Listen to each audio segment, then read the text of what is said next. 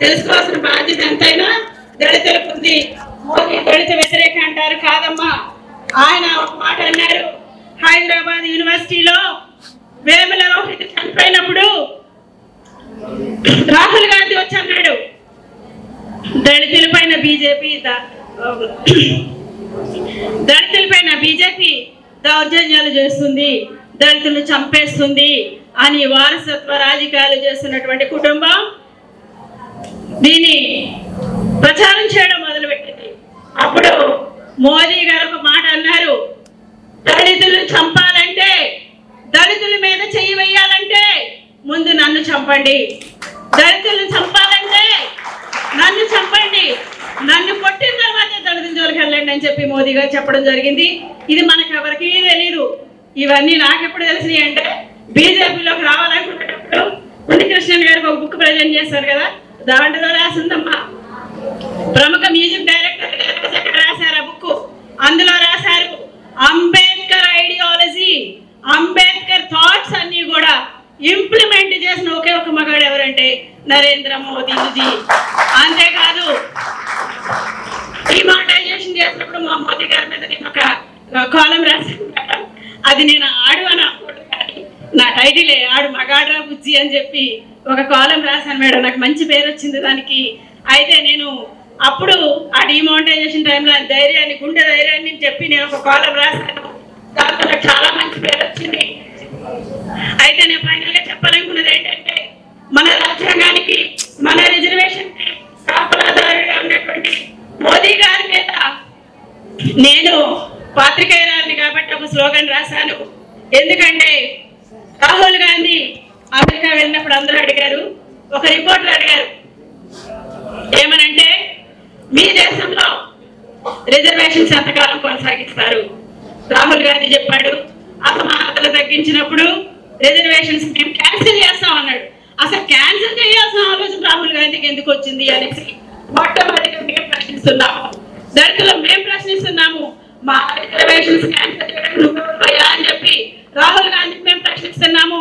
అంటే ఆ క్యాన్సిల్ చేయాల్సిన ఆలోచన ఈ వారసత్వ కుటుంబాలకు ఉంది కాబట్టి మోదీ గారు చెప్పారు, రిజర్వేషన్స్ కి నేను కాపలాదారుడిని, రాజ్యాంగానికి నేను కాపలాదారుడిని చెప్పడం జరిగింది. అందుకే నేను ఒక స్లోగన్ రాశాను. అక్కడ చౌకీదార్ అంటే కాపలాదారుడు, సంవిధానం అంటే రాజ్యాంగం, చౌకీదార్ అంటే కాపలాదారుడు, ఎలక్షన్ అంటే రిజర్వేషన్స్. ఇప్పుడు చెప్తామా ఒక స్లోగన్? సరే నేనే చెప్తా. చౌకీదార్ హే, చౌకీదార్ హే, संविधान का चौकीदार है, चौकीदार है, चौकीदार है, आरक्षण का चौकीदार है. Modi ji not only for constitution, not only for reservations, he is a चौकीदार for देश रक्षण, he is a चौकीदार for Dalit women, he is a चौकीदार for all the women in the He is a chowkidar for everything. He is a chowkidar for PTO. He is a chowkidar for everyone, every citizen in the country. కాబట్టి ఆయన్ని ఒక కాపలాదారుడిగా, ఒక రాజ్యాంగ రక్షకుడిగా మనము పరిగణించాలని ఈ సభాముఖంగా తెలియజేసుకుంటున్నాను. నేను ఎక్కువ సమయం తీసుకోను, ఒక మాట చెప్పి ఫైనల్ చేస్తాను. అన్ని నేను ఇంట్రడ్యూస్ చేసుకుంటున్నా. నా పేరు చీలి విజయ కుమారి, మా నాన్నగారి పేరు లోకరాజు గారు, నా అమ్మ పేరు చీలి మహాలక్ష్మి. నాన్నగారు కొత్తపేటలో ఎన్సీ సెక్రటరీ చేసి కాలం చేశారు సార్. మా మదర్ కూడా రీసెంట్గా చనిపోయారు. వాళ్ళిద్దరూ ఉంటుంటే చాలా అనిపించేవాళ్ళు. ఎందుకంటే ఎప్పుడు అనేవాళ్ళు, ఎప్పుడైనా పొలిటికల్ లీడర్ అవుతాం, ఎప్పుడు అందరినీ క్వశ్చన్ చేయడమే, కుదురుండవు, చూసారంటే కలిసి వస్తాం అనేది మా అమ్మ. ఇదంతా ఉంటే చాలా హ్యాపీ ఫీల్ అయ్యేవాళ్ళు. అయితే నా క్వాలిఫికేషన్స్ ఇప్పుడు చెప్పుకోలేను, ఎందుకంటే చాలా ఉన్నాయి. ఇక నేను చెప్పాలనుకున్నది ఏంటంటే, నేను దళితులకి అలాగే ఎస్సీ ఎస్టీ రైట్స్ మీద, విమెన్ రైట్స్ మీద నేను పనిచేశాను. నేషనల్ ఇంటర్నేషనల్లో పనిచేశాను. I visited so many countries. దుబాయ్లో నాకు లా ఫర్మ్ ఉంది. నేను లీగల్ అడ్వైజర్స్ ఎవరైతే ప్రోబోనో సర్వీసెస్ అవసరమో వాళ్ళకి నేను సర్వీసెస్ చేస్తూ ఉంటాను. మేడం ఒక్క విషయం చెప్పాలనుకుంటున్నా. సిఆర్ రావు గారు మీకు తెలిసే ఉంటుంది, చీలి అర్జున్ రావు గారు, పివి నరసింహారావు గారు గవర్నమెంట్లో ఇందిరాగాంధీ గారు ప్రత్యేకంగా పిలిపించుకొని స్పెషల్ సెక్రటరీ ఇచ్చారు. ఆయన మా పెద్దనాయన, అమ్మ కూడా మా వాళ్ళు అంటుంటారు వచ్చిందని. ఐఏఎస్ గాలాపైన మెయిన్స్ వరకు వెళ్ళి, కానీ జర్నలిస్ట్ అయ్యాను. జర్నలిస్ట్ అయ్యాక తెలిసింది ప్రజల సమస్యలు తెలిసాక లా చేశాను. ఆ తర్వాత లా చేసినాక ఇది కాదు, ఆర్బిట్రేషన్ చేయాలని ఆర్బిట్రేషన్ చేశాను. ప్రజెంట్ ఇప్పుడు ఇది కాదు, సైబర్ లా చేస్తే ఉపయోగపడదా జనాలకు అని చెప్పి ఇప్పుడు 4 సార్లు డిప్లొమా సైబర్ లా చేస్తున్నాను మేడం. నేను చదువుకుంటూనే నా జాతికి సర్వీసెస్ అందిస్తూనే, ఎక్కడ మర్డర్ కేసు జరిగినా, ఎక్కడ జరిగినా, ఈ రోజు ఆల్ ఓవర్ ఇండియాలో ఎక్కడ జరిగినా నా సొంత సర్వీస్ చేస్తూ ఉంటా. మీకు నేనున్నాను అని చెప్పి నేను సర్వీస్ చేస్తూ ఉంటాను. రాజమండ్రిలో పత్రికా మిత్రులు చాలా మందికి తెలుసు, చాలా మందికి నేను బాగా తెలుసు. ఇప్పుడు ఏ కేసు వచ్చినా ఇక్కడ నేను ప్రెస్ మీట్ పెడతా ఉంటాను. జర్నలిస్ట్గా 18 years I work in secretariat, AP secretariat. ఇది నా ఇంట్రడక్షన్. ఫైనల్గా నేను ఒక ప్రమాణం చేయాలనుకుంటున్నాను. మోదీ గారి గవర్నమెంట్లో రాజమండ్రి పార్లమెంట్ నియోజకవర్గంలో మా చిన్నమ్మ పురంధేశ్వర్ గారి ఆధ్వర్యంలో డాక్టర్ గారు, సోమవీరాజు గారు, రామకృష్ణ గారు, అలాగే కోరిక లీడర్స్ ఎవరైతే ఉన్నారో వీళ్ళందరి సలహా సూచనల మేరకు ఖచ్చితంగా నా దళిత జాతి బిడ్డలు ఎదుగుదలకు ప్రతి సంక్షేమ పథకము వాళ్ళకి చేరే వరకు నేను కష్టపడి శ్రమించి పనిచేస్తాను. పార్టీని ముందుకు తీసుకెళ్తాను. దళితులకు ఎంత ప్రత్యేక స్థానం కల్పించి నన్ను చాలా గౌరవంగా, వీరంతా నాకు చాలా గౌరవంగా మాట్లాడి నన్ను ఇక్కడ పార్టీలో చేర్చుకున్నారు. అంటే నేను వచ్చే ఎలక్షన్లలో ఏపీ రాష్ట్రంలో బీజేపీ పార్టీని బలోపేతం చేసి దళితులంతా మోదీ గారు రుణం తీర్చుకోవాలి అంటే ఏపీ రాష్ట్రాన్ని 8 ఎమ్మెల్యేలు 3 ఎంపీలు కాదు 175 ఎమ్మెల్యేలతో మోదీ గారికి వర్గీకరణ చేసినందుకు గాను దళితులు అమ్మ మన గ్యాస్ ఇస్తున్నందుకు కాదు, మనల్ని పారిశ్రామికవేత్తలుగా తీర్చిదిద్దాలన్న మోదీ గారి ఆలోచన సంకల్పం.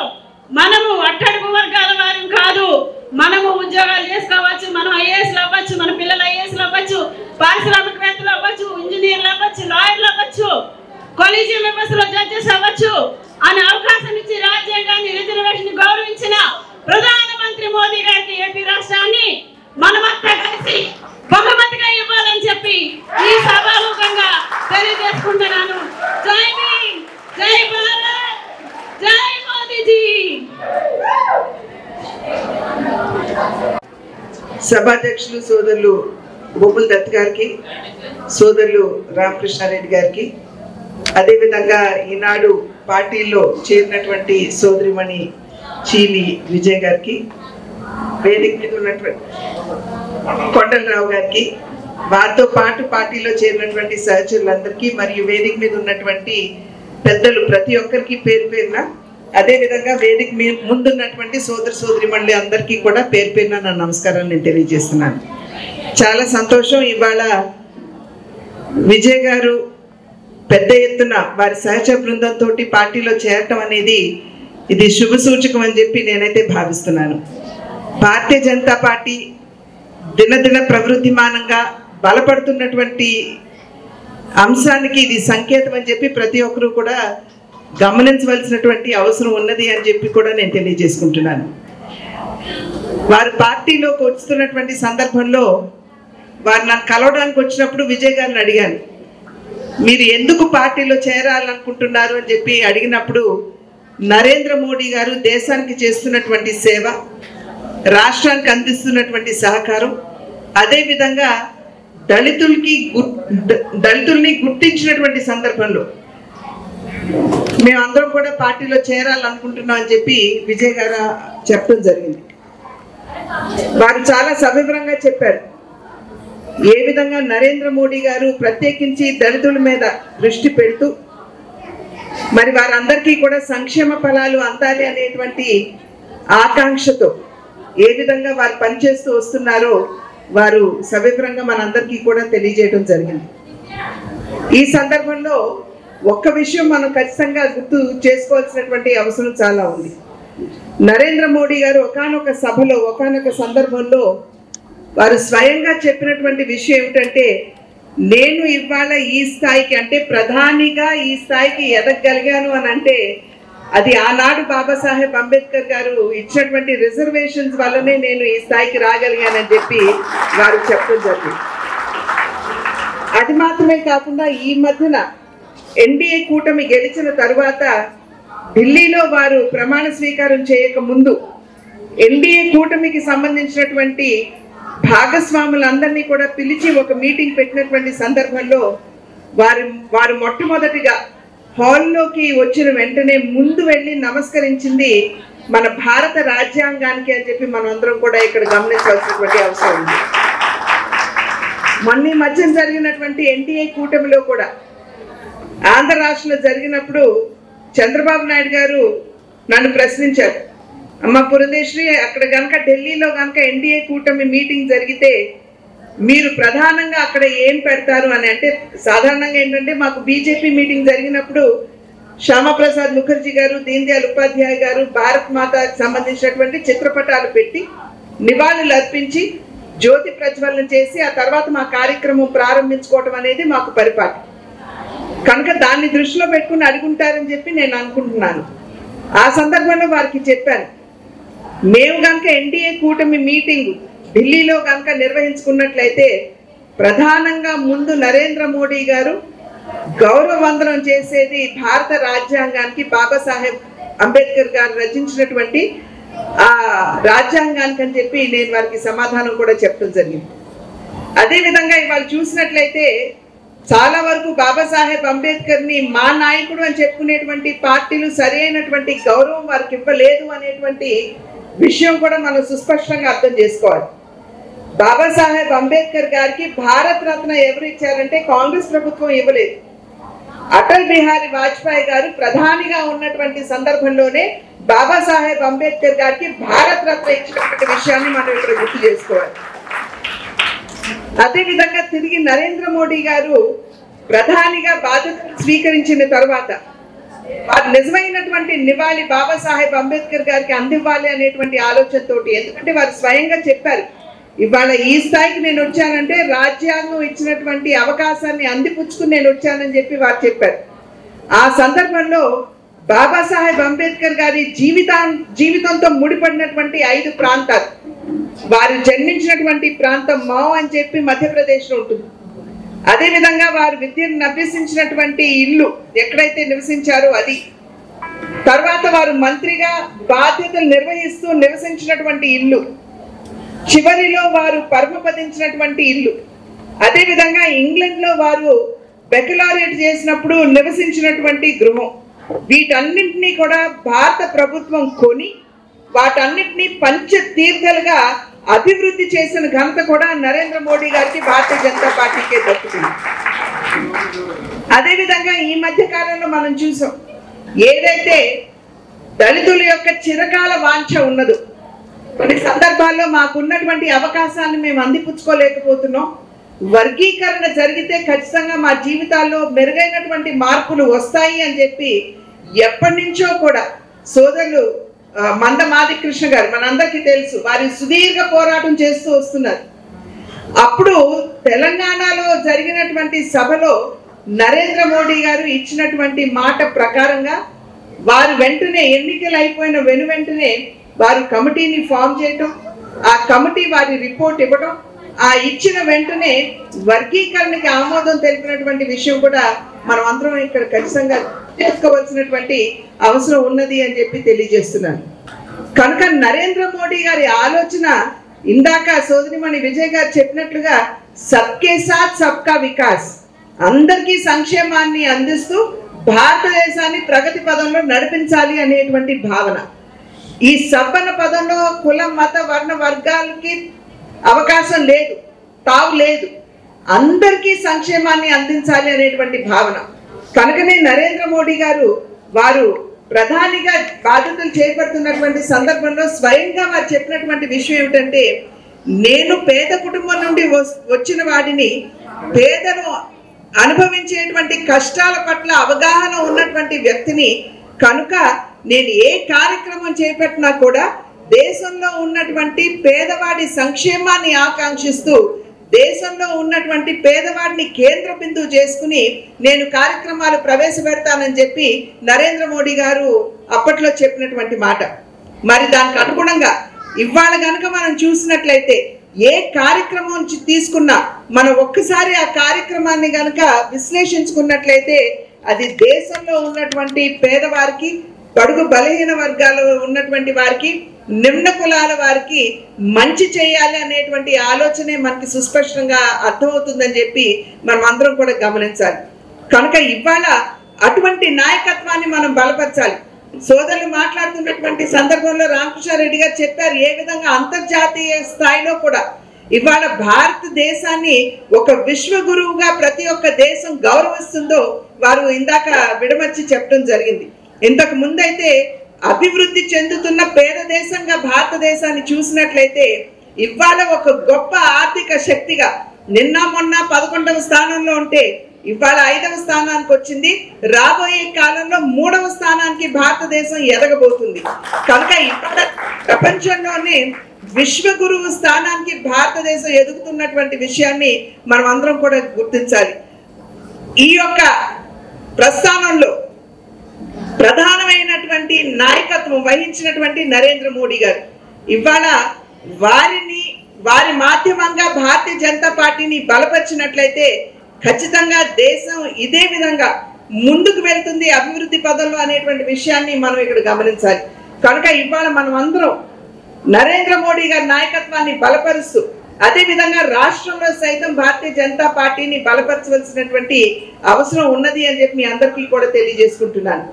ఎన్నికల సందర్భంలో చెప్పాం, డబుల్ ఇంజిన్ సర్కార్ అంటే కేంద్రంలో ఎన్డీఏ కూటమి, అదే విధంగా రాష్ట్రంలో కూడా ఎన్డీఏ కూటమి అధికారంలోకి వస్తే మన ఆంధ్ర రాష్ట్రానికి అభివృద్ధి అనేటువంటి పదానికి నిజమైన నిర్వచనం పలకవచ్చు అని చెప్పి ఆనాడు మీకు చెప్పడం జరిగింది. ఇవాళ కనుక మీరు చూసుకున్నట్లయితే ఈ 100 రోజుల పాలనలో కేంద్ర ప్రభుత్వం అమరావతి మనకి ఏదైతే రాజధాని లేదు అని చెప్పి మనం చాలా ఆందోళన చెందుతున్నామో అటువంటి రాజధాని అయినటువంటి అమరావతి నిర్మాణానికి 15,000 కోట్ల రూపాయలని మేము అందిస్తామని చెప్పి కేంద్ర ప్రభుత్వం చెప్పినటువంటి విషయాన్ని మనం ఇక్కడ గుర్తు తెచ్చుకోవాలి. అదే విధంగా ఆంధ్రుల చిరకాల వాంఛ కాదు, ఆంధ్రులకి జీవనాడి అయినటువంటి పోలవరం నిర్మాణానికి కూడా నిన్న మొన్న 5 సంవత్సరాల కాలం అసలు పోలవరం ఇంచు కూడా ముందుకు కదలలేదు అనేటువంటి విషయం మనందరికీ తెలుసు. రివర్స్ టెండరింగ్ అని చెప్పి పూర్వ ముఖ్యమంత్రి చెప్పారు. రివర్స్ టెండరింగ్ అనే పదాన్ని మనం విన్నప్పుడు పోలవరమే రివర్స్ లోకి పోతుంది అనే విషయాన్ని మనం గమనించలేదు. కానీ ఆగిపోయినటువంటి పోలవరానికి ఇవాళ కేంద్ర ప్రభుత్వం 12,500 కోట్ల రూపాయలని మంజూరు చేసింది.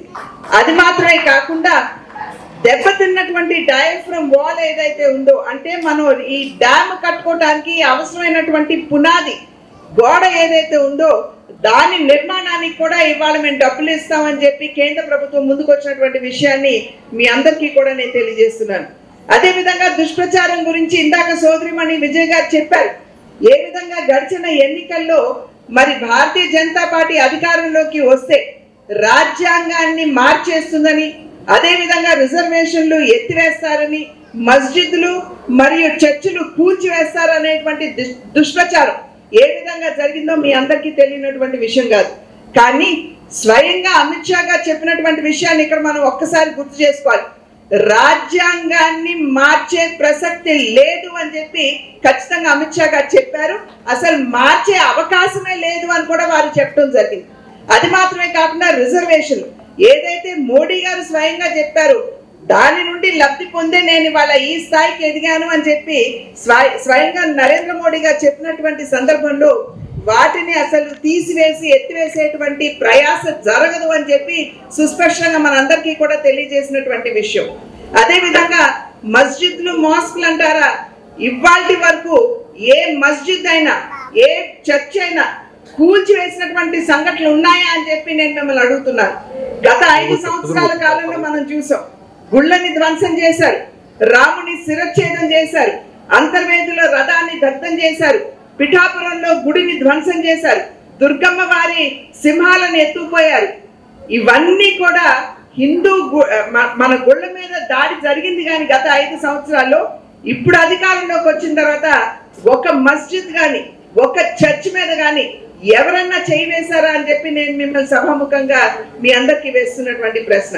కనుక సమాజంలో ఉన్నటువంటి భిన్నత్వం ఏదైతే ఉందో దాన్ని గౌరవిస్తూ ముందుకు వెళ్ళేటువంటి ప్రభుత్వం కేంద్రంలో ఉన్నటువంటి ఎన్డీఏ ప్రభుత్వం, రాష్ట్రంలో ఉన్నటువంటి ఎన్డీఏ ప్రభుత్వం అని చెప్పి మీ అందరికీ కూడా నేను తెలియజేస్తూ, రాబోయే కాలంలో మీరు పెద్ద ఎత్తున వచ్చి పార్టీలో చేరారు.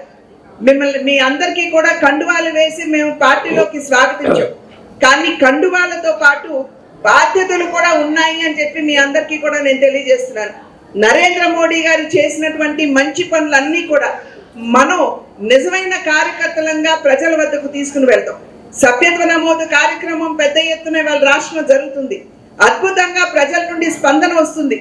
మేము వెళ్ళి ఎవరితో మాట్లాడినా కూడా లేదు అనకుండా భారతీయ జనతా పార్టీలో ఇవాళ చేరుతున్నారు సభ్యులుగా.